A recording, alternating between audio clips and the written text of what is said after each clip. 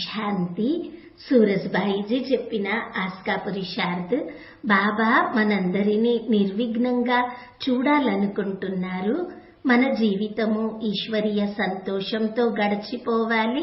ఈశ్వరీయ ఆనందములో యోగయుక్తముగా అయ్యి గడిచిపోవాలి. సంగమ యుగంలో విశేషంగా ఏ అతీంద్రియ సుఖానికి మహిమ జరుగుతున్నదో, కేవలం ఇప్పుడు మాత్రమే ఏ అతీంద్రియ సుఖము పొందగలమో నిరంతరము దాని యొక్క అనుభవములోనే ఉండాలి అని మనందరము సంకల్పము చేస్తున్నాము. బాబా అందరికీ హోంవర్క్ ఇచ్చారు.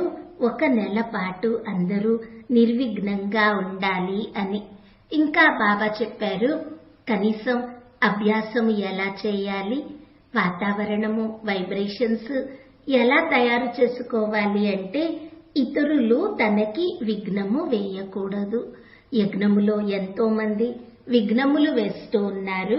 కొంతమందిలోని కోపము విఘ్నమునకు కారణమవుతున్నది. కొంతమందిలోని అహంకారము, నేను అనే భావన, కొంతమందిలో ఉన్న స్వార్థము విఘ్నాలకి కారణమవుతున్నది. విఘ్నములు ఎలా యజ్ఞములో వేస్తున్నారు అంటే వారికి అసలు నేను విఘ్నము వేస్తున్నాను అనేది కూడా అర్థమవ్వడం లేదు. విఘ్నములు వేస్తే దానికి శిక్ష కూడా చాలా భారంగా ఉంటుంది. కానీ మనము అందరము నిర్విఘ్నంగా ఉండాలి. వ్యర్థ సంకల్పముల విఘ్నము కూడా ఉండకూడదు. 1 మాసము కోసము లక్ష్యము పెట్టుకోవాలి. ఈ మాసమంతా పూర్తిగా నిర్విఘ్నంగా ఉండాలి అని లక్ష్యము పెట్టుకుంటే లక్షణాలు స్వతహాగా వస్తాయి. ఏ విఘ్నములు నా మార్గంలోకి వచ్చినా నేను వాటిని సమాప్తం చేయాలి అని దృఢమైన లక్ష్యము ఉండాలి. ఎందుకనగా నేనే స్వయంగా విఘ్న వినాశకుడను. దీపపు పురుగులు లేక దోమలు అగ్ని వద్దకి వస్తే ఏమవుతుంది? అవి భస్మమైపోవలసిందే.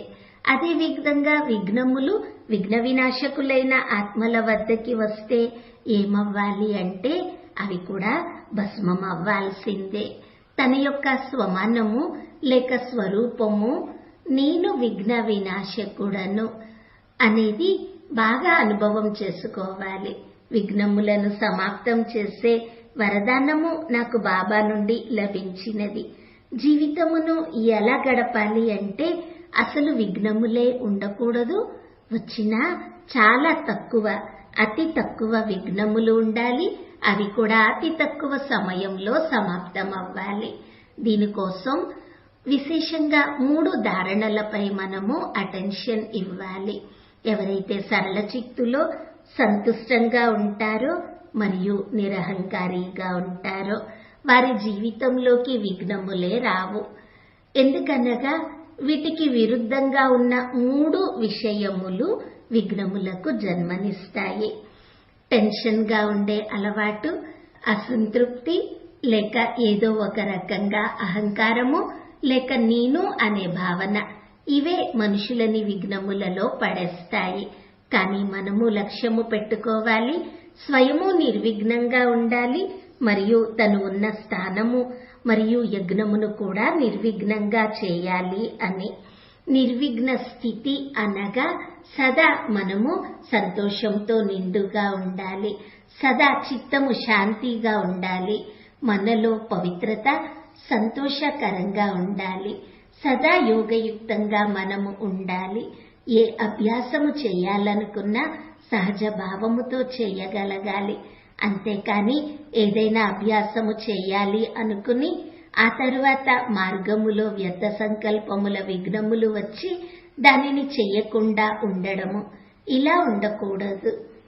ఏదైనా సంకల్పము చేసినప్పుడు మనము ఏ వ్యర్థ సంకల్పాల కారణంగా లేక దినచర్యలో బిజీగా ఉన్న కారణంగా యోగయుక్త జీవితము గడపలేకుండా ఉండడము అనేది ఉండకూడదు. మన సేవా స్థానము సంపూర్ణంగా నిర్విఘ్నంగా ఉండాలి అని మనము కోరుకుంటే అక్కడ ఏ రకంగానూ క్రోధము, కామము, అహంకారము ఇక ఏ వ్యర్థము ఉండకూడదు అని కోరుకుంటే ఎవరైనా వచ్చి తప్పకుండా విఘ్నములు వేస్తూనే ఉంటారు. కానీ మనము ఎటువంటి వైబ్రేషన్స్ వ్యాపింపచేయాలి, ఎలాంటి సుందర స్థితిలో ఉండాలి అంటే బాబా మనల్ని చూడగానే వాహ పిల్లలు, నా పిల్లలంతా నిర్విఘ్నంగా అయ్యారు అని బాబా చెప్పుకోగలగాలి. బాబా ఇచ్చే శిక్షణని మనము చక్కగా ధారణ చేస్తే బాబా నుండి మనకి ఎన్నో వరదానములు లభిస్తాయి. కావున రండి, దృఢ సంకల్పం చేద్దాము. 1 మాసము పాటు మనము ఇతరులకి విఘ్నములు వేయకూడదు, స్వయంగా కూడా విఘ్న రూపముగా ఉండకూడదు. నేను విఘ్న వినాశకుడను, మాస్టర్ సర్వశక్తివంతుడను. రోజు ఉదయాన్నే బాబా నుండి తిలకము పెట్టించుకోవాలి. ఇదే వరదానము తీసుకోవాలి. బాబా ఎదురుగా నిలచి పిల్లలు నిర్విఘ్న భవ, విజయీ రత్న భవ, సఫలతామూర్తి భవ అని చెప్తున్నట్లుగా ఈ 3 వరదానములు రోజు ఉదయాన్నే బాబా నుండి తీసుకోవాలి. స్వయంలో బాబా నుండి శక్తిని నింపుకోవాలి. సర్వశక్తివంతుని కిరణముల కింద, జ్ఞాన సూర్యుని కిరణముల కింద ఉన్నట్లుగా స్వయమును అనుభవం చేసుకోవాలి. అప్పుడు మన నిర్విఘ్న స్థితి విఘ్న వినాశక స్వరూపంగా పరివర్తన అవుతుంది. ఓం శాంతి.